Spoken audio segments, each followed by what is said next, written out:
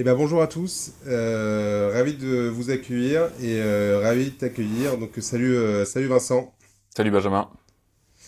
Eh ben, écoute, comme je le disais, très heureux de t'accueillir aujourd'hui là sur ce nouvel épisode de Revenus et Causes. En tant que Chief Sales Officer chez Partout et consultant en méthodologie commerciale, t'es quelqu'un qu'on entend pas mal. T'as notamment réussi à te créer une belle audience sur LinkedIn avec plus de 30 000 followers sur les sujets de méthodologie commerciale.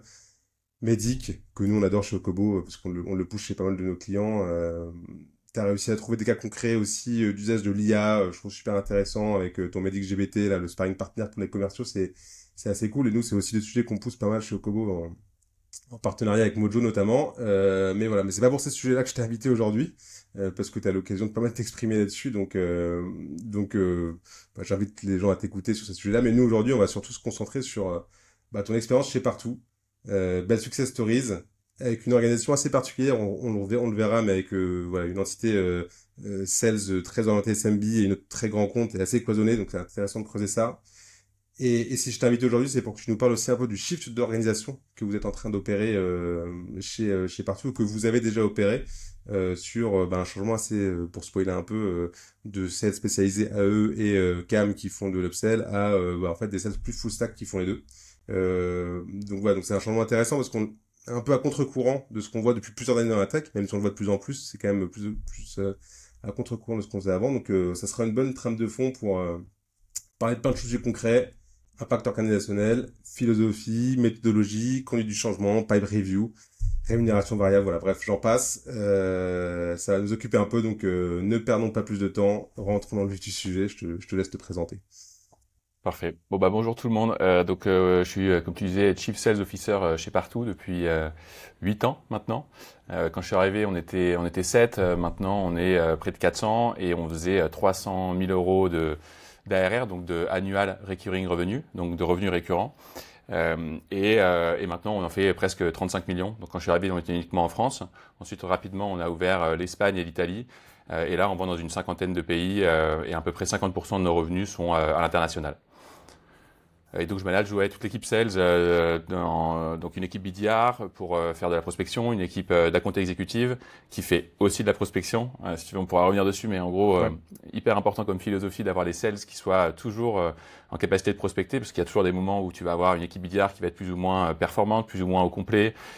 Et dans tous les cas, les sales doivent fournir environ 50% de leur pipe parce qu'ils doivent être CEO de leur territoire, donc ne jamais attendre que seuls les BDR leur fournissent des rendez-vous. Et après, je gère aussi l'équipe CAM, donc qui est en charge de tous les upsells et cross-sell. Et donc là, comme tu le disais si bien, on est en train de merger les deux métiers. Et donc ouais, c'est en gros, on a tous eu deux crises majeures, le Covid, où nous on a changé notre organisation commerciale en termes d'expansion internationale au début du Covid. Et là, on est en train de merger justement ce métier d'AE et de CAM pour faire face un peu à la crise économique de 2023. Ok. Et concrètement, c'est combien de personnes, BDR, AE, CAM, dans cette organisation? Une centaine? Une centaine de personnes. Une centaine de Ok. personnes, ouais. Du coup, je le disais en intro, vous avez une orga assez particulière avec vraiment un beau cloisonnement entre l'équipe revenu SMB et l'équipe revenu grand compte. Euh, Qu'est-ce qui vous a poussé en fait chez Partout à splitter autant, donc à séparer autant les deux équipes et avoir deux CRO limite ou deux CSO dédiés? Ouais. Mm. Ouais, c'est ça. On a divisé en deux les équipes. Il y a Romain qui est le CRO sur la partie SMBs et moi le CSO sur la partie Enterprise. Et en fait, on a un peu fait l'inverse de ce que font la majorité des boîtes.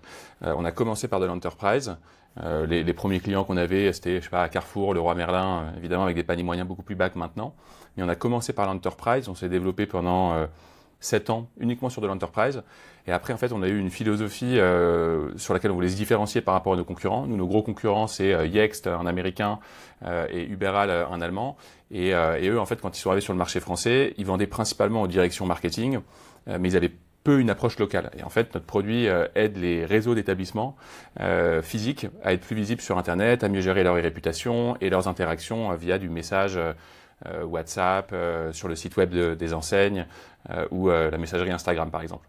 Et donc, du coup, nous, on avait une conviction forte qui était utilisation locale, utilisation de notre outil par les responsables de magasins. Et je pense que aussi Thibaut Lévy-Martin, le fondateur, avait envie de de continuer à avoir du sens dans la mission, et ça a encore plus de sens d'aider les commerçants indépendants à être plus visibles sur Internet et à générer plus de trafic en magasin que uniquement aider les grands comptes. Et donc en fait, c'est pour ça qu'on a lancé l'équipe SMBs, c'est de se dire, on va aider aussi les commerçants indépendants, évidemment avoir un marché adressable qui s'ouvre encore plus, et là on faisait plutôt face à Solocal, qui est anciennement les passes jaunes, et aussi parce que si on était sur les commerçants indépendants, on allait être en capacité d'encore mieux expliquer aux enseignes pourquoi est-ce qu'il faut ouvrir au local et d'avoir ce vocabulaire qui fonctionne aussi et cette manière de parler directement aux responsables d'établissement. C'était ça un peu la philosophie de départ. Et donc Romain a bien cartonné sur l'équipe SMBs et en 3 ans est passé de 0 à 7 millions. Donc c'est aussi, tu vois, une grosse source de revenus. Et du coup, comment vous nourrissiez peut-être l'un de l'autre, parce que c'est effectivement très différent en termes de processus de vente ou d'approche, mais je pense qu'il y a aussi un petit peu des points communs dans les échanges que vous pouvez avoir au quotidien.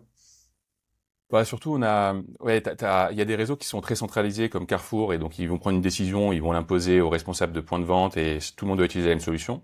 Mais il y a plein d'enseignes qui sont plutôt décentralisées. Et donc c'est là où on arrive à s'entraider, où parfois l'équipe SMBs va vendre à des commerçants indépendants d'un groupement, et ensuite ce groupement va être intéressé à l'idée de rationaliser les coûts et va nous contacter pour que ce soit fait sur l'ensemble du groupe. Donc on collabore pas mal comme ça. Et l'autre idée aussi, c'est que, et ça je pense que c'est là où Romain a eu une bonne vision sur l'équipe SMBs, quand tu es dans une crise comme en 2023, tout le monde cherche à augmenter ses paniers moyens. On cherche à augmenter les paniers moyens en enterprise, mais on cherche à les augmenter aussi en SMBs. Et donc il a opéré un changement majeur qui était de se focaliser sur les plus gros SMBs. Donc par exemple d'aller des MIC, donc des micro-entrepreneurs, d'arrêter cette cible-là et de se concentrer plutôt sur les commerçants ayant un ou plusieurs magasins. Et donc là où on s'entend bien, c'est que du coup, on cherche à aller upper market, où avant, il avait de 1 à 10 établissements, et maintenant, il a de 1 à 20 établissements. Et en fait, on pourrait augmenter comme ça, ouvrant le marché des SMBs, et comme ça, on a des paniers moyens plus élevés sur des ventes transactionnelles, plus rapides. Donc c'est comme ça qu'on arrive à très bien travailler ensemble. Ouais, Et donc d'ailleurs, vous on avez quand cherche même un peu... des règles très claires de split, en fait, ce que tu disais, entre ouais. 1 et 10 établissements, c'est clair, c'est assigné à telle équipe, plus que c'est chez toi, quoi. Et tu vois, ce qu'on est en train de faire aussi comme changement là cette année, c'est que on cherche à augmenter la lisibilité de partout en interne et en externe pour des fonds, etc., pour continuer à se faire financer. Et le fait d'avoir des équipes enterprise d'un côté, des équipes SMBs de l'autre, qui donnent un peu l'impression que c'est une boîte dans la boîte, c'est pas bon. Donc là, on cherche maintenant à montrer qu'on n'est plus SMBs d'un côté et enterprise de l'autre, mais qu'on est 4 segments. SMBs, SME pour les petits enterprise, les mid et les key. Donc maintenant, on essaie de plus dire qu'on est d'un côté l'enterprise, d'un côté les SMBs, mais qu'on est une seule et même boîte, une seule et même équipe sur 4 segments. Ouais, avec effectivement donc, des règles très claires d'assignation plus de territoire que d'entités séparées. Exactement. Et du coup, ça fait un peu la bonne transition avec la question que j'avais, c'est quoi l'impact sur les opérations aujourd'hui en termes d'outils, de process entre ces deux équipes? Il y a des spécificités de chaque côté, vous avez des troncs communs, j'imagine le CRM c'est le même, mais voilà, comment vous fonctionnez sur cette partie-là? Ouais, le CRM est le même, mais pour le coup, on a un peu la visibilité des uns et des autres, mais ça reste quand même, tu vois, justement, deux entités un peu séparées. Ok. Et donc pour les ops, c'est pas bon en termes de scale. Donc là, l'objectif, c'est de faire en sorte aussi d'avoir, c'est pas vraiment une seule équipe puisqu'on reste quand même deux personnes différentes qui menons nos équipes, mais le Mm. fait d'avoir 4 segments plutôt que 2 équipes séparées augmente aussi la capacité des ops à avoir un process qui est unifié. Et on cherche tous à optimiser les revenus et à optimiser les process pour augmenter les revenus et diminuer les coûts. Et donc d'avoir des équipes ops qui sont capables de traiter les deux comme un grand ensemble plutôt que séparément, bah, ça va aussi optimiser la partie ops. Et ça va les nourrir eux aussi de plein de bonnes idées, encore une fois, à droite à gauche, etc. Et donc du coup, si j'entends, c'est que vous avez quand même des équipes un peu RevOps dédiées à chacune des entités ou des équipes sur ce sujet. Sous une seule personne, mais Sous une seule effectivement, t'as Clément Bouillot, notre CEO, qui est en charge Ouais. de la partie Ops. Et effectivement, il y a une partie qui est plutôt SMBs et une partie qui est plutôt Enterprise. Ok. Et c'est en train d'être mergé un peu plus. Ok. Donc le shift est assez global sur le merge des équipes. Ok. Bah du coup, encore une fois, parlons de ce shift. Courant 2024, là, vous avez fait ce changement d'organisation. Qu'est-ce qui fait que vous êtes allé vers ça? Sur le merge des métiers d'AE et de CAM, Ouais. bah, en gros, si tu veux, je pense que comme beaucoup de boîtes, bah, on n'atteignait pas nos objectifs. en Q1 et Q2. Et donc, mais ça, ce qui était intéressant, c'est qu'on l'a su dès le début de l'année. En gros, ce que je peux encourager tous ceux qui nous écoutent à faire, c'est de vraiment faire un clean profond de leur pipe. Donc en gros, c'est de faire une passe précise avec chacun des sales de l'équipe pour challenger chacune des opportunités. Et vous allez voir que à peu près 30% du pipe que vous avez est probablement faux. Et donc là, c'est ce qu'on a fait en début d'année. On a fait un gros clean du pipe avec les équipes et on avait suffisamment de pipe au début pour faire un bon Q1 et un bon Q2. Et dès qu'on a fini de nettoyer le pipe, on s'est rendu compte qu'on n'allait pas faire plus de 65 à 70% de nos objectifs. Et c'est ce qui s'est passé. Et donc, on avait trop peu de sales qui atteignaient leurs objectifs. Et l'une des raisons, c'était parce qu'on avait séquencé les jobs. Quand tu es dans un marché florissant, tu séquences les jobs.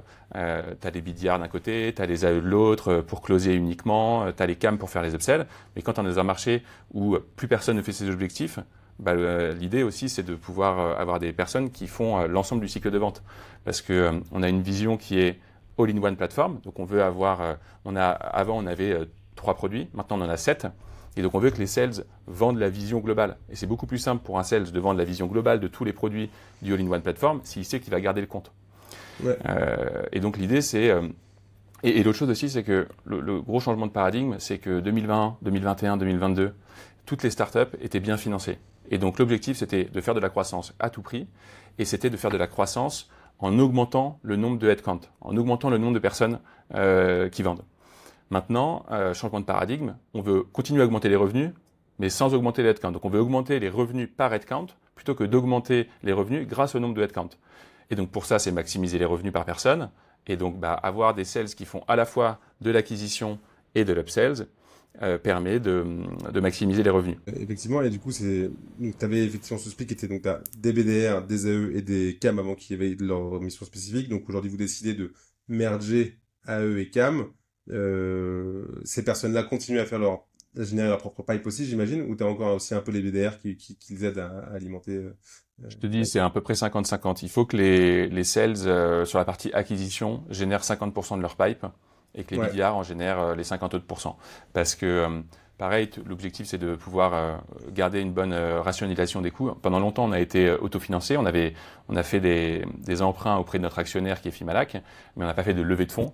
Et donc, du coup, on a longtemps eu un ratio de 1 BDR pour 2 accounts exécutifs, pour 2 sales. Et on maintient ce ratio-là. Et ce ratio de 1 pour 2 ne permettra jamais d'avoir suffisamment de pipe pour un seul sales. Donc dans tous les cas, le sales, et puis surtout, il doit être honneur de son territoire. Si jamais c'est uniquement les BDR, et dès qu'il ne fait pas ses objectifs, il va dire que c'est parce qu'il n'a pas assez de leads ou qu'ils ne sont pas assez qualifiés. Alors qu'il faut garder cette philosophie de un sales doit toujours prospecter. Ouais, c'est important. Et du coup, ça pose une question aussi sur la philosophie, on y reviendra sûrement après, mais c'est la partie CAM, pour le coup, c'est des profils qui, eux, sont plus farmers, n'ont pas cette culture d'aller chercher son propre pipe. Donc j'imagine qu'il y a des gros efforts de communication en interne aussi pour ramener un peu ça auprès des équipes. Comment t'as fait cette approche-là de communiquer pour dire en fait le rôle change, vous allez devoir faire de la presse pour ça? Bon, pendant longtemps, on s'est pas mal planté sur la manière de communiquer sur des grands changements comme ça. Je pense qu'on a commencé à progresser le jour où on a décidé de fermer le Brésil, par exemple. Et donc, ce qu'on a fait pour le Brésil ou alors pour cette communication-là, c'est 2 grands concepts. C'est en cascade et faire en sorte que personne ne découvre ce changement-là sur des plénières. Donc du coup, si tu veux, le cascade, ça veut dire que on avait séquencé, donc on avait bien préparé en amont. La première phase, c'est la préparation, et la préparation, elle commence par échanger avec des boîtes qui ont déjà opéré ces changements-là. Donc en gros, de janvier à juin, j'ai échangé avec une quinzaine de très grosses structures qui ont 200, 300, 1000 sales et qui ont fait l'étape d'après par rapport à l'étape dans laquelle je suis. Donc c'est des boîtes comme MongoDB, Salesforce, Datadog, Snowflake, etc. Et le constat, il était relativement clair. La plupart des boîtes américaines, sauf MongoDB qui est un peu spécifique parce qu'ils ont une capacité d'expand qui est énorme, la majorité des boîtes américaines n'ont jamais séparé les AE et les CAM. Parce que la logique économique n'est pas bonne. Un AE il va connaître ses clients et il va être en capacité de vendre plus rapidement en upsell par la suite. Et nous, ce qu'on avait vu, c'est que quand un AE vendait, donc atterrissait, land, qui était notre stratégie 2024, on land et après on expand. C'était bizarre comme manière de faire, parce que ça veut dire qu'on land avec un AE, mais par contre l'AE, il perd après le compte.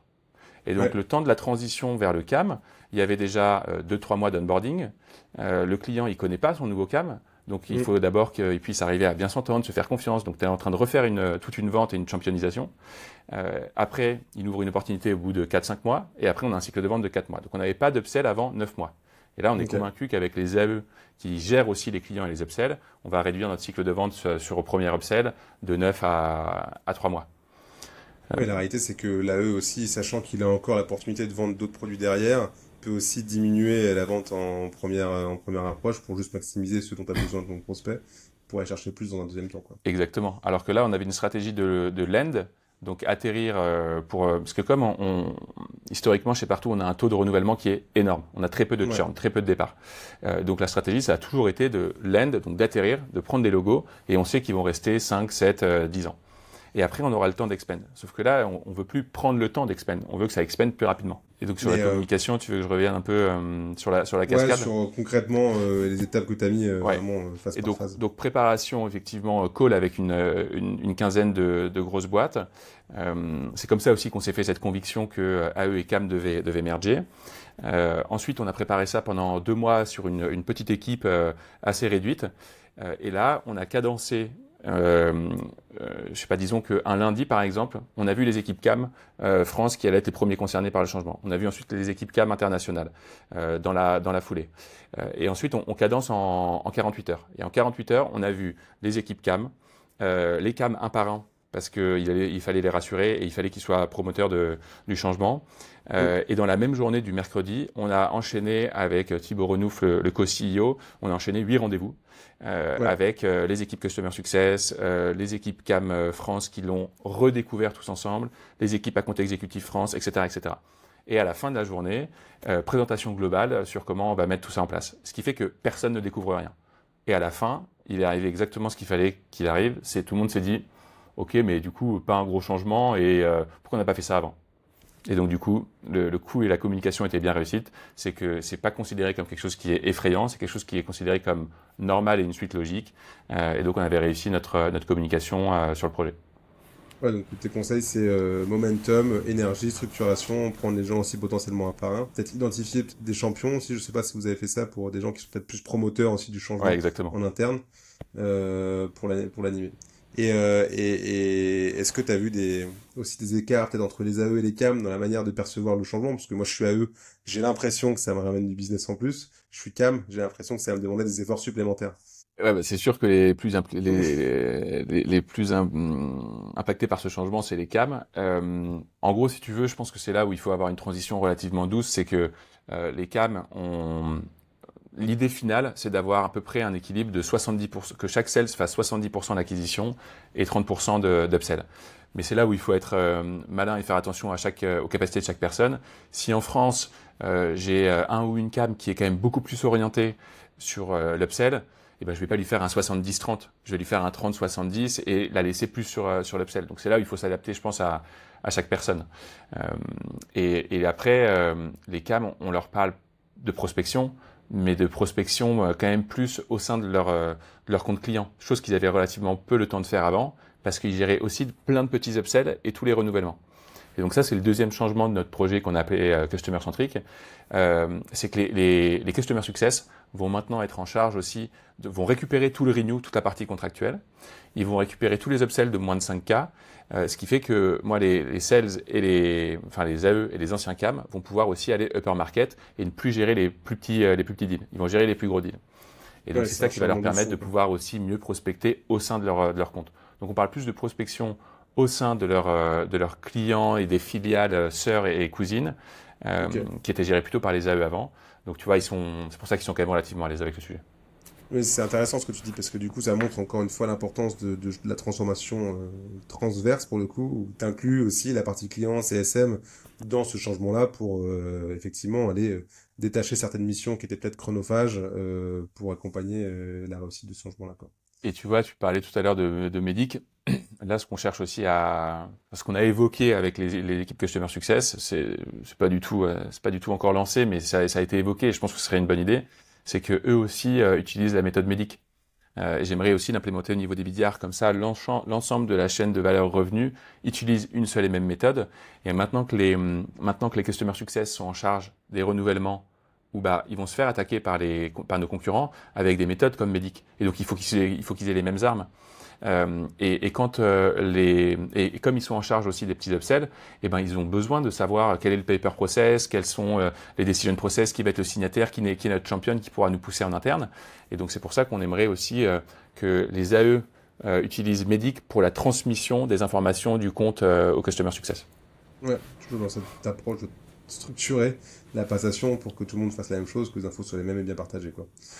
Et d'avoir une méthode de vente unique pour toutes les équipes revenus et pour tous les sales. Et ça, c'est vrai que tu vois, ça c'est une difficulté que j'ai rencontrée en 2024, où je me suis rendu compte, en fait, j'avais toujours eu comme philosophie d'avoir une méthode unique. C'est la première philosophie de l'équipe sales, c'est Global Process, Local Approach. Et en fait, tu as des hauts et des bas dans ce système-là. Pareil, la deuxième philosophie, c'est Sales Machine, et dedans, tu as le côté Sales Academy, et il y a des hauts et des bas. Et en ce moment, je suis plutôt dans un bas sur la capacité à former mes sales et d'avoir une méthode de vente unique. Et donc, c'est pour ça que là, je suis en train de remettre Medic à fond chez Partout, notamment grâce au Medic GPT dont tu parlais, que j'ai connecté sur notre Slack, où les sales peuvent qualifier leurs opportunités avec Medic, grâce à l'API d'OpenAI sur Slack. Et donc, ce qui fait qu'on peut avoir 100% de nos deals qualifiés et beaucoup mieux qualifiés. Et après, là, je suis en train d'écrire une méthode de vente qui s'appelle Natural Selling, qui est un peu celle qu'on a utilisée chez Partout depuis le début, mais que je veux formaliser. Et c'est comme ça que je veux réaligner l'ensemble de mes équipes sales, quels que soient les 50 pays dans lesquels ils vendent, pour qu'on ait une méthode de vente unique et un framework de qualification d'opportunités unique pour tous les mondes. Ouais, et en fait, cette approche philosophie sales transverse, elle est clé, et je pense que on prendra un peu de temps, à mon avis, pour en parler un peu plus tard sur le truc, parce qu'il y a quelque chose de très important qui fait que ce genre de projet est un succès. Je reviens un peu sur la question de ce shift là, de la communication dont tu nous as parlé, parce que je me souviens quand on a un peu préparé l'épisode ensemble, tu me disais que c'était et c'est normal parce que tu l'as dit, ça prend du temps, mais c'est un changement d'organisation qui était prévu en 6-12 mois, le temps que ça se mette en place. Et tu disais que même les équipes, au final, ont demandé à ce que ce soit beaucoup plus rapidement mis en place, même limite en 6 semaines, parce que l'appétence était bonne. ouais, parce qu'en fait, on voulait faire une transition douce jusqu'en 2025. Sauf que à partir du moment où on lance ce changement-là, il faut que ça c'est assez technique, mais en gros, enfin technique. C'est juste que c'est logique. Les accounts exécutifs qui se mettent à signer un premier deal, du coup, ils vont le garder, puisque la suite logique, c'est qu'ils gardent leurs clients. Donc, ça veut dire que c'est des accounts qui vont pas au CAM, qui en ont besoin pour atteindre leurs objectifs. Donc ça veut dire qu'il faut compenser et commencer à donner des accounts au CAM pour qu'ils puissent les prospecter. Et donc en fait, le changement qu'on devait opérer en 2025, naturellement, il faut le lancer maintenant. Pareil, du coup maintenant les Customer Success, ils ont envie de vendre leurs upsells de moins de 5K. Et donc tu vois, tout s'est enclenché beaucoup plus rapidement, ce qui était hyper rassurant parce que ça veut dire que tout le monde supporte le projet, quoi. Et du coup, dans ce shift-là, comment tu alimentes tes cams? Comment ils font pour se mettre à les prospecter eux-mêmes et se créer leur propre nouveau portefeuille? C'est là où il faut qu'on soit bon en enablement. En gros, il y a des équipes sales qui forment les équipes CAM sur la prospection, et les équipes CAM doivent former les équipes sales sur comment ils gèrent les relations avec les customer success, comment ils gèrent la relation client sur le long terme, même si au final, tu vois, les sales le faisaient déjà un peu, parce qu'on avait mis en place un système où on disait AE act as a CAM, ce qui fait que les AE pouvaient dire une fois par quarter, je garde ce client. Donc tu vois, c'est là aussi où tout le monde a senti que c'était une suite logique. Et un autre conseil que je peux donner aux personnes qui nous écoutent, c'est pour ce genre de changement-là, c'est intéressant de mettre un peu des espèces d'inception. Les mois qui ont précédé le changement ont répété continuellement CAM, c'est de l'acquisition. Parce qu'on voulait que les CAM puissent aller prospecter au sein de leur filiale, de leurs clients, etc. Donc et puis surtout, comme maintenant on vendait 7 produits différents, on le vend à différents départements.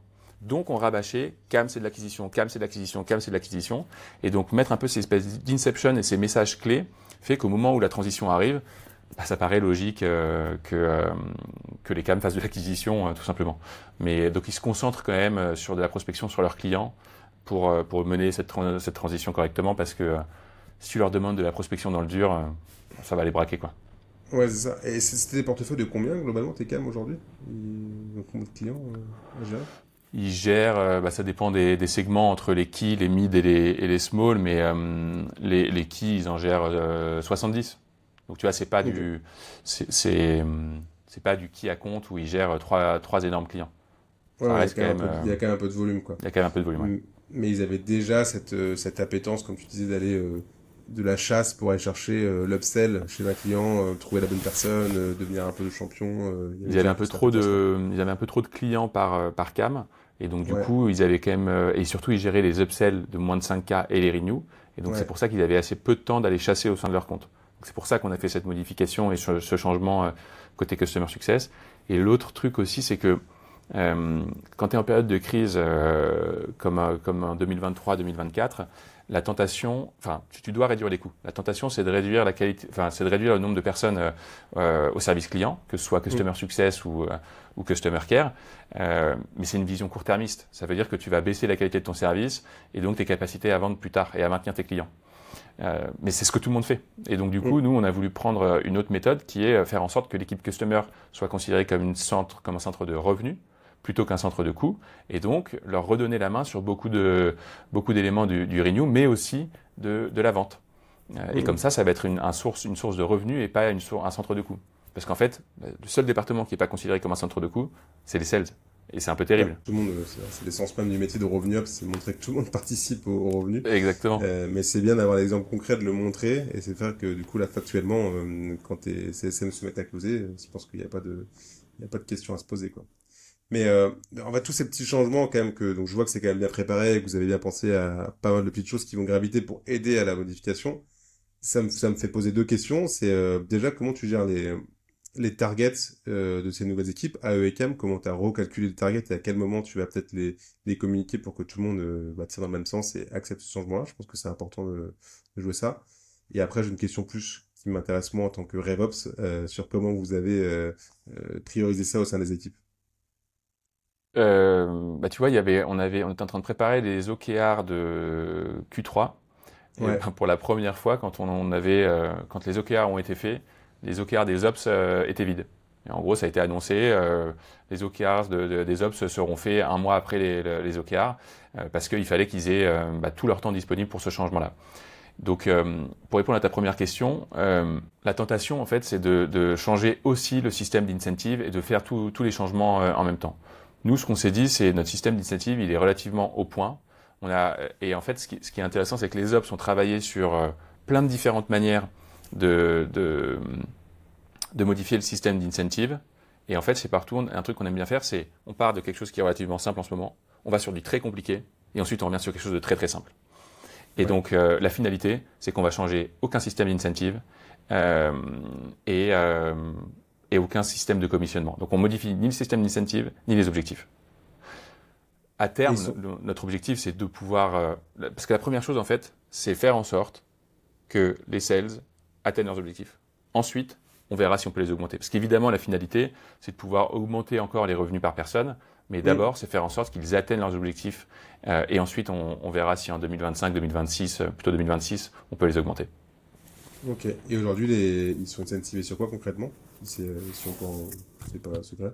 Ils ont là, tu vois, t'as deux modèles différents. C'est soit tu fais par rapport à un pourcentage d'atteinte de ton objectif, soit tu fais par Hmm, rapport à un pourcentage des revenus que tu signes. Nous, on a toujours été par rapport au pourcentage des revenus que tu signes. Et ils touchent 6,5% en acquisition, 5,5% en upsell. Et après, ils ont un booster quand ils sont au-dessus de leurs objectifs. ok. Et donc du coup, ça c'est pareil maintenant à ECAM, qui est cette nouvelle entité globale qui est... Exactement. Ok. Et tu vois, en fait, ça permet de pouvoir aussi merger ces process-là. Parce qu'avant, les CAM avaient un système d'incentive bien à eux. Les AE avaient un système d'incentive Ouais. bien à eux. Et donc maintenant, j'ai un seul système d'incentive. Ouais. Plus simple à suivre et beaucoup plus...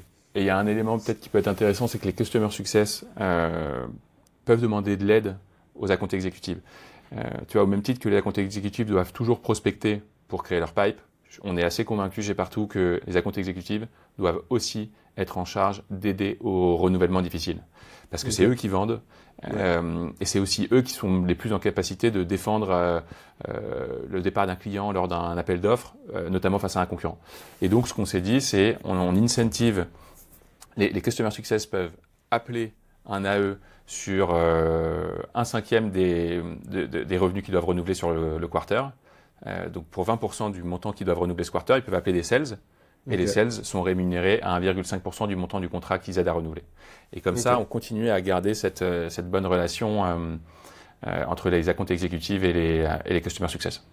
Donc c'est de la levée de main en disant j'ai besoin d'un coup de main, viens sur ce deal avec moi, je t'embarque et du coup il va m'amener un petit peu ces skills de commercial pour m'aider à vendre.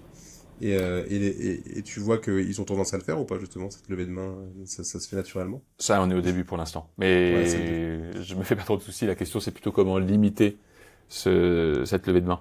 Et donc, il y a un système de validation où le manager valide qu'on a effectivement besoin d'un account exec. Ok. Ouais, le manager joue quand même ce rôle fort de suivi du déploiement des process. Ouais. Je reviens du coup sur mon autre question qui était sur l'impact RevOps. Donc pas de projet RevOps pendant le temps de la transition, c'est ça? Vous avez réussi à faire émerger ça comme priorité opérationnelle parce que leur travail serait très impacté par ça. Exactement. Quand on faisait les OKR, ils ont du coup décalé les OKR parce que le projet n'était pas encore annoncé. Et dès que le projet a été annoncé, ils ont pu montrer, ils ont pu mettre en avant leurs OKR. Et 100% des OKR de ce quarter-là et aussi de Q4 sont liés à ce changement organisationnel. Ok, donc qui est fait en parallèle sur le déploiement des nouveaux outils potentiellement qui seront adaptés pour accueillir ce changement-là, les différents codes. Ça est fait en parallèle, quoi. Ok. Exactement. Bah, super intéressant, c'est rare de voir un stop dans les projets RevOps sur les OKR, donc ça fait plaisir à entendre. Et sur l'usage des BDR, parce que c'est une dernière question, donc du coup c'est la dernière équipe qui est pas du coup complètement transitée dans ce shift très full stack. Comment ils fonctionnent? Qu'est-ce que ça a changé pour eux? Peut-être rien. C'est ce que tu disais peut-être en intro. Comment ils bossent aujourd'hui? Pour l'instant, on est resté sur le même ratio de 1 pour 2. Et je pense qu'un projet qu'on n'a pas encore mené avec les BDR, mais qu'il faut qu'on bosse dessus, c'est le fait que les BDR puissent prospecter sur nos clients les plus gros. Donc ça, tu vois, on l'a pas encore mené, mais je suis quand même assez convaincu que ce serait une bonne chose à faire. Ça voudrait dire en gros que les sales qui ont les comptes les plus gros, dans lesquels il y a des départements qui se connaissent peu, et ben puissent prospecter ces nouveaux départements en parlant uniquement de nos nouveaux produits. Donc beaucoup de personnes pensent que ce serait le rôle du sales de faire ça. Évidemment que ça peut l'être, sauf que le sales, il peut avoir un biais qui est de vouloir passer par la personne qu'il connaît. Au même titre que le Customer Success peut avoir un biais à l'upsell qui est de vouloir que son compte soit parfaitement satisfait avant de pouvoir upseller. Alors qu'au moins le BDR, il a pas de biais. Il sait juste qu'il doit prospecter un nouveau département, dire qu'on travaille ensemble et obtenir un rendez-vous sur ce nouveau produit. Donc il arrive sans biais et donc je pense qu'on peut vraiment accélérer la vente de produits additionnels sur les très gros comptes si on passe par les BDR plutôt que les accounts exécutives ou les Customer Success qui ont chacun leur biais. Eux, ils sont incentivés aussi au rendez-vous pris ou ils ont aussi une Ils sont incentivés au rendez-vous fait et à la création de pipe. Ça, c'est leur système d'incentive, on va dire, contractuel. Et ils touchent aussi 1% du montant qui est signé sur les rendez-vous qu'ils ont pris. Ok. Donc, ils ont comme ça, tu vois, on incentive toute la chaîne de valeur qui est de la prise de rendez-vous à la qualité et donc à l'ouverture de l'opportunité et jusqu'à la signature pour encourager, par exemple, à avoir plus de personnes parce que le deal va aller plus vite et augmenter les chances de le signer. Et donc, du coup, ils sont incentivés sur la signature aussi. Ok. Donc eux, et leur boulot à eux, au BDR, d'accord, c'est vraiment juste de prendre des rendez-vous, des nouveaux rendez-vous avec des nouvelles verticales, enfin des nouveaux départements, des nouveaux clients, quoi. C'est vraiment ça. Ouais, exactement. Donc là, on cherche toujours à augmenter la qualification. C'est vrai que ça dépend un peu des marchés. Par exemple, en Amérique latine, on est encore sur un marché d'évangélisation, même si on a une centaine de clients dans toute l'Amérique latine, beaucoup au Mexique, Chili et quelques autres gros pays. Pareil pour le Moyen-Orient, où on a une centaine de clients. Et donc, c'est quand même encore des marchés d'éducation. Donc, les BDR, ils font de la prospection où ils qualifient, mais c'est aussi aux sales de susciter l'intérêt plus que tu vois, le but c'est quand même d'avoir une bonne quantité de rendez-vous, alors que des marchés comme la France, l'Espagne et l'Italie, qui sont un peu nos marchés cœurs, bah là l'objectif c'est pas forcément d'avoir beaucoup plus de rendez-vous, mais d'avoir des rendez-vous de qualité et donc qu'ils soient mieux qualifiés.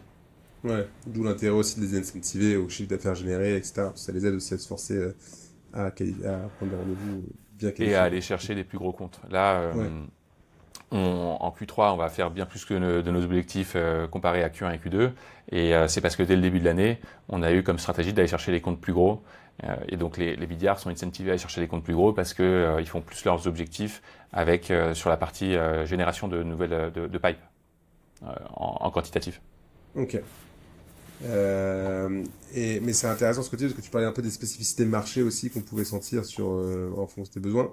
Ce shift-là de convergence vers des équipes un peu plus full stack qu'on voit de plus en plus, pour les raisons que tu citais, marché contraint, on peut faire, les fonds sont un peu moins disponibles. Euh, tu l'expliques un peu comment, toi, c'est une spécificité que vous êtes un peu en avance de phase, tu le vois, vous êtes inspiré d'autres choses, ou et est-ce qu'en fonction des pays, tu penses que ça marchera aussi bien? Ce qui est sûr, c'est que tu vois, la raison pour laquelle j'avais séparé les CAM, en gros, si tu veux, en 2022, j'avais des country managers qui géraient les AE pour l'acquisition, les CAM pour l'expansion et les BDR. Ce qui fait que Ouais, j'avais des responsables de pays qui géraient trois métiers différents et donc ça rentrait pas dans la philosophie numéro 1 dont je te parlais de Global Process Local Approach parce que ça veut dire que les équipes BDR en France, en Espagne, en Italie, au Moyen-Orient et en LATAM et dans le reste de l'Europe n'allaient pas avoir la même manière de prospecter et de faire du BDR. Et donc c'est pour ça qu'en 2022, j'ai séparé l'équipe BDR des pays pour les centraliser sous un seul département. ouais, Et j'ai fait la même chose. Et donc là, j'arrivais avec les BDR à respecter ma philosophie de Global Process, Local Approach. J'avais des process globaux à 80%, 90%, et l'approche locale, ce qui est la manière de prospecter et la manière de vendre, tu peux t'adapter. Mais quand tu vois qu'on utilise des méthodes comme Medic aux États-Unis, en France, hier j'ai formé sur Medic Free au Sénégal, ça fonctionne dans tous les pays du monde si tu veux. Et donc ouais. du coup, le côté ma spécificité locale et je dois m'adapter à la vente, ça doit pas être un gros pourcentage. Tout ça pour dire que oui, donc je centralise aussi les CAM en 2023 parce que je sais que je vais m'étendre très rapidement à l'international. Et donc je veux pouvoir avoir des CAM en France, en Espagne, en Italie, en LATAM et au Moyen-Orient qui fait du CAM de la même manière. C'était ça la philosophie de base pour avoir des CAM qui soient dédiés à un département. Ok. Donc en fait, tu as validé d'abord un peu la philosophie sur les BDA. Je t'ai rendu compte que c'était efficace, cette approche très transverse, centralisée. T'as amené énormément de gains, enfin de scalabilité, parce que les process étaient les mêmes. Je me suis dit, bah, Exactement. en fait, ça fonctionne, allons au bout du concept et déployons les choses. Et Et donc je l'ai fait pour les CAM. Et ouais, l'erreur que j'aurais pu faire, et donc c'est pour ça que je suis content de remerger, c'est qu'il y a des pays sur lesquels changer d'interlocuteur, c'est pas un problème. En ouais, France, tu passes d'un account exécutif à un CAM, les clients sont relativement habitués et peuvent comprendre. En Espagne ou au Moyen-Orient, ils comprennent pas. Je t'ai acheté, je t'ai acheté toi aussi. ouais, Et comment ça se fait que tu me suives pas? Ils ont l'impression de se faire lâcher. Et même en Espagne, quand ils changent de customer success, c'est une raison de churn. C'est une raison pour eux de partir. Parce qu'en gros, ils ont l'impression que l'entreprise va mal, qu'il y a du turnover. Et donc, tu vois, c'est pour ça qu'avoir des personnes qui suivent du début à la fin, dans plein de pays, Amérique latine, Moyen-Orient et Espagne, hmm. ça va clairement avoir un impact positif. Oui, c'est intéressant. Tu dis qu'en fait, tu as moins de chances que ce soit mal perçu de garder le même interlocuteur, alors que changer, en fait, bon, il y en a pour qui c'est ok, mais c'est surtout pour ceux que c'est pas ok que tu peux payer le coût. Et même en France, on nous avait dit la dernière fois, mais tu vois, ils sont introduits à un customer care, à un customer success, à un nouveau CAM. Et à un moment donné, ils nous disent, mais il y a un problème chez vous, il y a un turnover, on a beaucoup d'interlocuteurs qui changent. C'était un nouveau signal qui montre que il fallait avoir un interlocuteur unique. Et vous opérez du coup le même changement sur la partie SMI ou pas du tout? Pour l'instant, vous le testez sur la partie grand compte et la SMB garde un peu ses spécificités. Sur la SMB, ils ont une approche Oui, quand même qui est un peu simplifiée, c'est que tu n'as pas de customer success. ok, Tu as juste un AM qui est en charge d'accompagner sur le projet et de renouveler. Donc ils ont déjà ok, moins de jobs. Ils ont déjà, nous on a 4 jobs, les BDR, les AE les CS et les CAM, et on passe à 3. Et eux, ils ont les BDR, les sales et les AM qui font du customer success et du upsell renew. Ok, ouais, donc c'était déjà un peu plus simplifié aussi dans l'approche. Bah écoute, non, super intéressant. Tu parlais de philosophie sales à un moment donné en début de la discussion.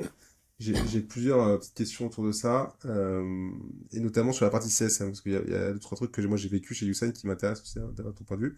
Donc, tu introduis le fait que les CSM close du deal, quand on commence à introduire la notion de philosophie de commercial chez eux, parce qu'ils vont devoir vendre. Déjà, comment tu fais pour les incentiver et pour aussi t'assurer qu'ils passent la balle au bon moment et à partir du moment où ils vont goûter au fait de gagner de l'argent sur de la vente, comment tu t'assures qu'ils passent la balle au bon moment pour maximiser le revenu et comment ils gardent chez eux ce qui est vraiment utile. Bon, ça, on le découvrira Ouais, si ça a fonctionné dans les semaines qui viennent. Mais en gros, c'est l'élément principal, c'est ils touchent un pourcentage de tout ce qui est vendu sur leurs clients. ouais, Euh, et la manière dont le pourcentage est réparti fait que ce soit eux qui vendent sur les deals à moins de 5K ou que ce soit le sales qui vende à plus de 5K, et ben ils touchent la même chose. ok. Ouais, donc il n'y a pas de truc personnel. Je pense que c'est une bonne pratique. Ouais, Ouais, en gros, c'est un pourcentage de 0 à 5K. Après, il y a un espèce de palier qui est fixe de 120 euros. Comme ça, tu évites tu vois, le changement de transition du 3% ou 1,5. Et après, ils touchent 1,5% de tout ce qui est vendu sur les comptes. ok. Non, mais ça, je pense que c'est pareil pour ceux qui nous écoutent. Je pense que c'est la meilleure pratique, c'est avoir des KPI communs de vente pour éviter un peu ces phases-là. Nous, on a eu cette question-là à un moment donné. C'était et je l'avais plus sur la partie SDR, BDR versus AE. À un moment donné, les SDR, BDR, des équipes avec lesquelles je travaillais pouvaient closer certains deals. Et Hmm. donc, du coup, se sentaient super commercial, entre guillemets, et voulaient closer de plus en plus de deals et garder chez eux des deals qui devraient passer chez eux parce que, donc c'est réussir à avoir cette philosophie transverse pour que les questions se posent pas et que tout le monde puisse, Ouais, en fait, le système de commissionnement doit représenter l'objectif. Si l'objectif, c'est que les customer success soient motivés à l'idée de passer des leads intéressants de la part de leurs clients aux accounts exécutives, et ben du coup, il faut qu'ils soient rémunérés pour ça. Donc, le système d'incentive doit représenter la stratégie de la boîte.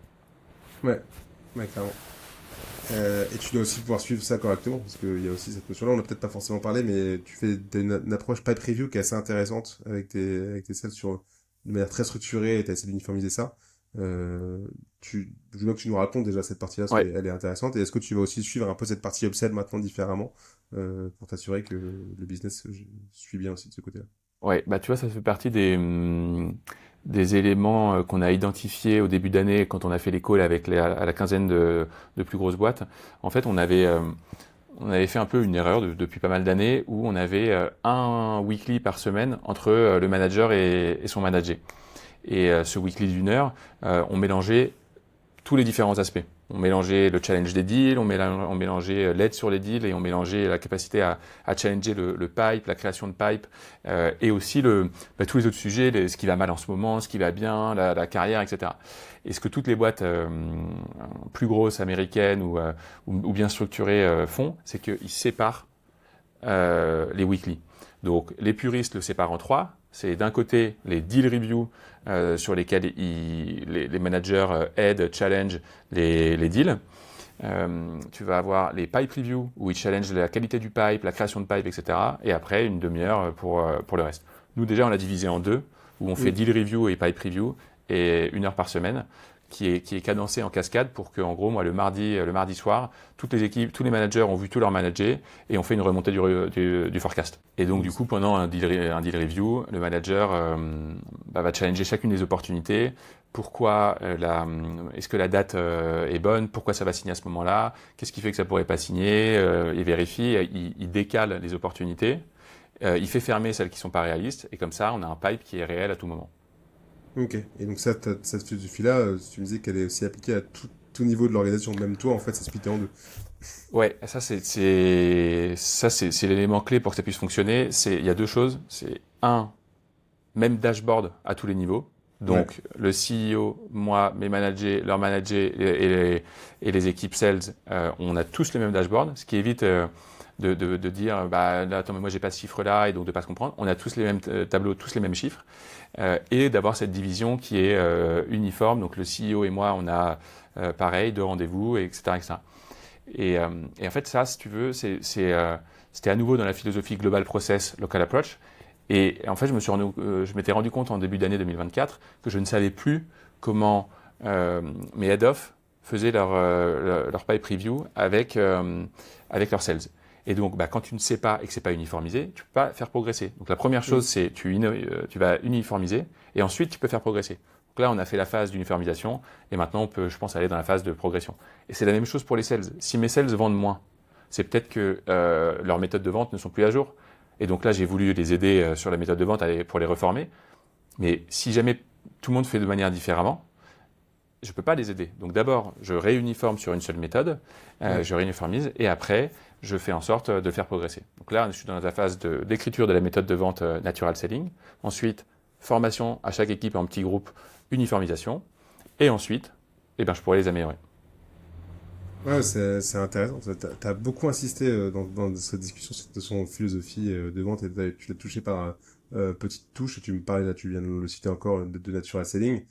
Tu peux on peut peut-être se prendre 5 minutes pour que tu nous en dises un peu plus aussi concrètement ce que ça veut dire. Voilà, qu'est-ce que tu entends par cette philosophie-là et comment elle se Ouais. diffuse dans ton organisation, dans ce que tu fais au quotidien. Bah, en gros, si tu veux, moi, ce que j'ai observé, c'est que les sales ont été très bien formés ces dernières années, mais ils ont été formés de manière uniforme. Tout le monde vend de la même manière, ce que les Américains appellent by the book. Donc, des playbooks ont été écrits sur des manières de vendre, ce qui fait que tous les sales vendent de la même manière. Et en fait, nos acheteurs, qu'ils soient métiers ou réellement acheteurs, ils en peuvent plus de ces sales qui sont uniformes et qui vendent tous de la même manière. Et donc, moi, mon ressenti, c'est que les meilleurs sales, c'est les sales qui vendent comme ils sont, tu vois, la vente au naturel, quoi. Mais pour qu'ils vendent de manière naturelle, il faut qu'ils soient structurés. Et donc c'est ça, en fait, on a l'impression que la vente c'est du feeling, mais la vente c'est pas du feeling, c'est de la méthode, une approche scientifique et systématique. C'est comme ça qu'on doit faire de la vente. Et donc c'est parce que tu es bien structuré que tu peux être naturel. Et l'autre élément aussi, c'est que on cherche tous à se différencier sur la manière, sur notre produit, mais je trouve qu'on cherche pas assez à se différencier en tant que sales. Par exemple, quand un premier rendez-vous, le sales commence, on nous a beaucoup appris de vérifier si on a bien 1 heure, de faire un tour de table, etc. Et ça, pour moi, c'est l'enfer. Il faut arriver à couper ce système-là qui sent le sales. Pareil pour le mot pitch, ou pareil pour la phase de découverte. Phase de découverte, ça veut dire que il va y avoir 20 minutes où tu vas matraquer le prospect de questions. Alors qu'en fait, il ne doit pas y avoir de phase de découverte, il doit y avoir une découverte qui est allongée pendant tout le premier rendez-vous et tout le cycle de vente, et qui est mélangée aussi avec toi donné. Et donc plutôt que de parler de discovery, il faudrait parler de mutual discovery. On est là pour se découvrir mutuellement. Et donc je pense que c'est tout ça qu'il faut arriver à changer. C'est on arrête de demander combien de temps on aura le temps que le prospect voudra nous donner si jamais on est intéressant. Donc on arrête les tours de table parce que ils en peuvent plus. Donc il faut arrêter en fait que les prospects puent le sales. Et donc voilà, c'est ça un peu la méthode natural selling.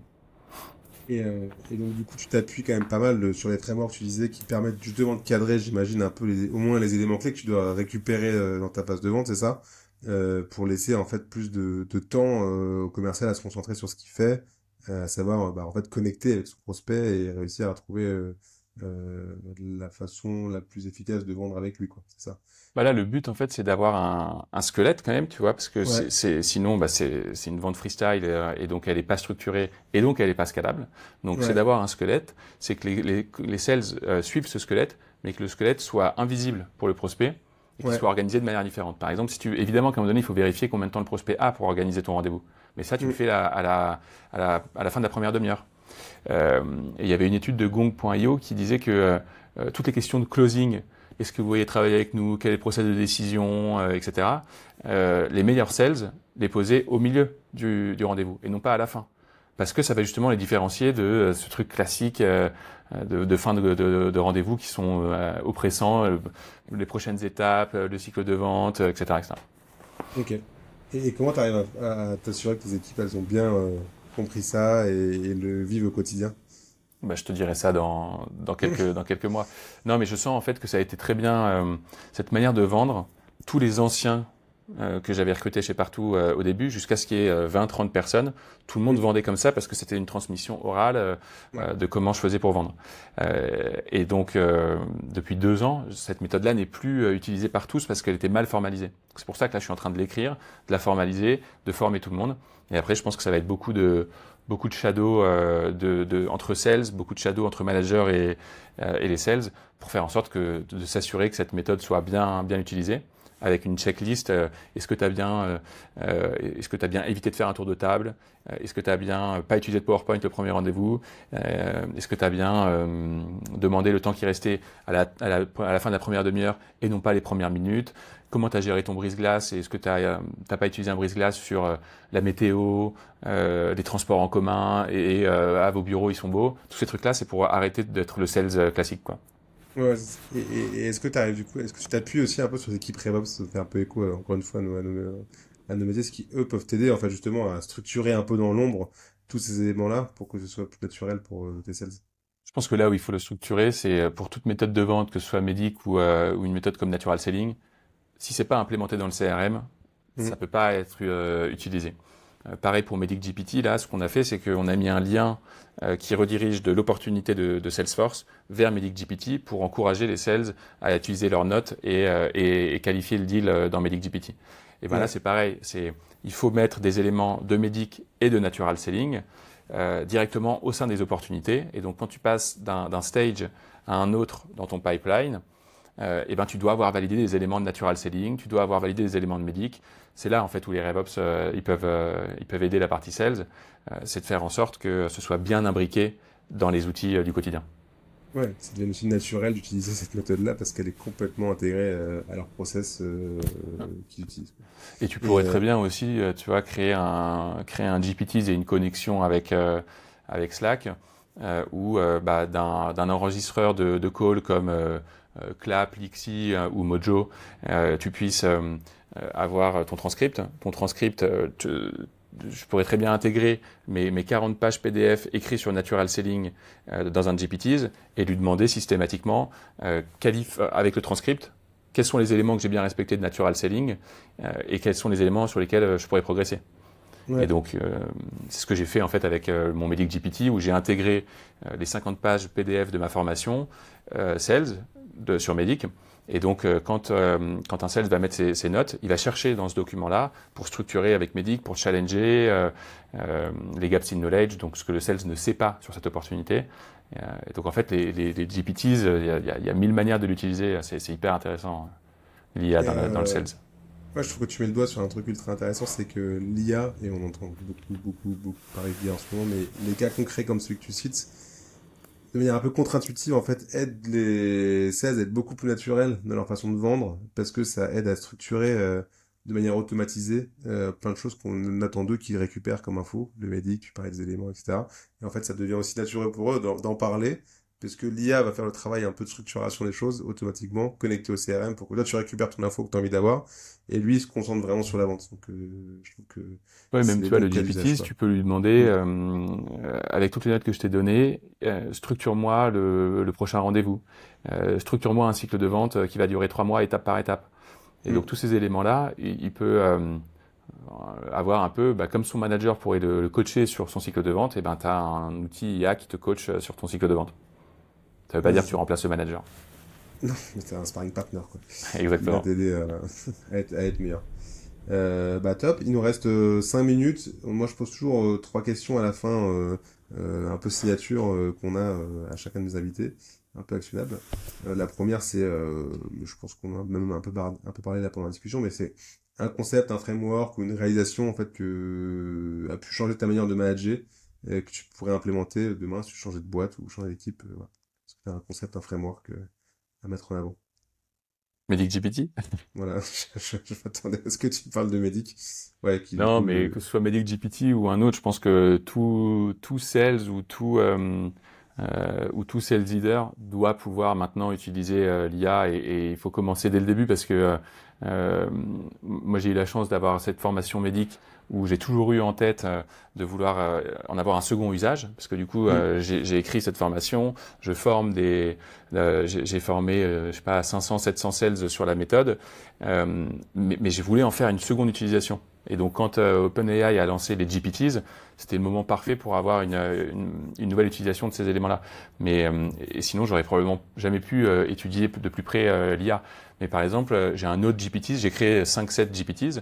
Il y en a un Ok. d'entre eux, c'est mon ghostwriter. Donc j'ai pris des personnes qui écrivent bien sur LinkedIn. Je lui ai fait ingérer un PDF d'une vingtaine de pages, je lui ai donné un prompt sur ce que je veux ou ce que je veux pas qu'il fasse. Notamment, j'ai retiré tout ce qui peut faire sentir que c'est écrit par ChatGPT. Donc voilà, en fait, tous les sales leaders devraient utiliser Medic, devraient créer des GPTs pour leur environnement perso. Sinon, en fait, on va être largué hyper rapidement. Ouais, mais c'est autant la puissance de l'IA que la complexité. C'est comme tout est possible, il faut aider en fait tout le monde à trouver ses cas d'usage très concrets, un peu pré-mâchés, sur lesquels ça amène une valeur folle, notamment comme tu dis dans la gestion des calls, le transcript, la structuration, récupérer l'info, Ouais, bien quand les amené, sales c'est assez posent fou. une question sur une channel, comment je fais pour me battre face à tel concurrent, tu dois avoir une automation qui te sort les éléments de la battle card par rapport aux notes prises par le sales ou l'outil de call Ouais, recorder. ouais, exactement. Voilà, cas d'usage très concret. Là, ça pop, tout le monde voit la valeur, la question se pose plus. Et du coup, Exactement. ça remplace pas le sales, au contraire, ça lui permet d'être bien meilleur et bien plus productif. L'autre question qu'on pose, c'est, sur l'inverse, c'est l'erreur ou la pire fausse bonne idée que tu as pu faire, qui t'a coûté peut-être le plus cher dans ta carrière, des choses que tu regrettes un peu. Euh, ouais, c'était quand même un peu quelque chose que je ferais différemment, c'est que quand on était dans la période un peu hyper croissance entre 2020 et 2023, on est très challengé sur le revenu par headcount, comme je te disais. Du coup, tu recrutes et tu recrutes très rapidement et tu recrutes pas toujours très bien. Donc, s'il y a un truc que je ferais différemment, c'est prendre plus le temps de faire mes recrutements et de m'assurer que chaque personne que je recrute soit excellente. Chose qu'on arrive mieux à faire maintenant parce qu'on a moins de recrutement. Mais en Mm. fait, cette hyperscale où tu recrutes pas forcément les bonnes personnes, ça reste longtemps et ça peut impacter négativement l'équipe. Donc, prendre plus le temps sur les recrutements. Et surtout que maintenant, comme tu dis, dans un environnement contraint, on se rend compte qu'en fait, on n'est pas forcément moins efficace avec moins de monde, mais que si tu prends les bonnes personnes, t'as limite à faire plus que si tu en avais recruté deux fois plus, quoi. Euh, Je pense que c'est exactement ça. Et la dernière question, un contenu un peu, ou un livre, un documentaire, un podcast que t'aimes bien écouter, qui t'apporte pas mal. J'ai pas trop de podcasts ou de livres à te conseiller parce que moi, mes sources viennent principalement des échanges que j'ai avec les autres sales leaders. Ouais. Et donc à chaque fois que j'échange avec certains d'entre eux, je leur donne ce conseil aussi. N'importe quel sales leader, n'importe quel sales peut contacter un pair pour lui demander conseil. Et en fait, c'est de là d'où je prends mon inspiration. J'ai lancé un projet qui s'appelle Train My Team, dans lequel maintenant je forme sur Medic et j'ai mon Medic GPT. Mais à l'origine, c'était un projet d'entraide entre VP Sales, CRO, etc., où chacun était en capacité de former sur une thématique principale les équipes des uns et des autres. Et en fait, ça m'a permis d'échanger depuis le début du Covid, donc en 2020, avec 300 sales leaders. Et donc, si tu veux, à chaque fois, je chope des idées, des informations, et maintenant, je sais qui je peux contacter pour, euh, pour chaque situation que je peux rencontrer. Donc, par exemple, je veux travailler sur ma stratégie internationale, je contacte 3 sales leaders bien spécifiques qui ont une équipe à l'international. Je veux travailler sur ma strat 2025 et le merge des AES et CAM, et ben j'ai 3 sales leaders qui sont en capacité de m'aider sur quand ils ont effectué ce merge. Donc, en gros, plutôt que des livres ou des podcasts, moi je suis plus habitué à aller chercher des sales leaders sur des thématiques spécifiques. Ouais, la puissance de la communauté. Je pense que ça, c'est clair que c'est vital dans nos métiers. Et bah, je trouve que c'est une bonne façon de conclure notre échange. Merci beaucoup, Vincent, pour tous ces éléments extrêmement actionnables. Je trouve ça super intéressant. J'espère que vous aussi qui nous écoutez. Donc, au plaisir de creuser d'autres sujets, peut-être plus orientés IA avec toi, Vincent, dans les prochains mois. Et, Allez, parfait. et hâte de voir comment ce shift d'organisation, enfin, jusqu'où ça va vous mener. Donc, merci à tous pour l'écoute et à bientôt pour un prochain épisode de Revenu et Cause. À bientôt.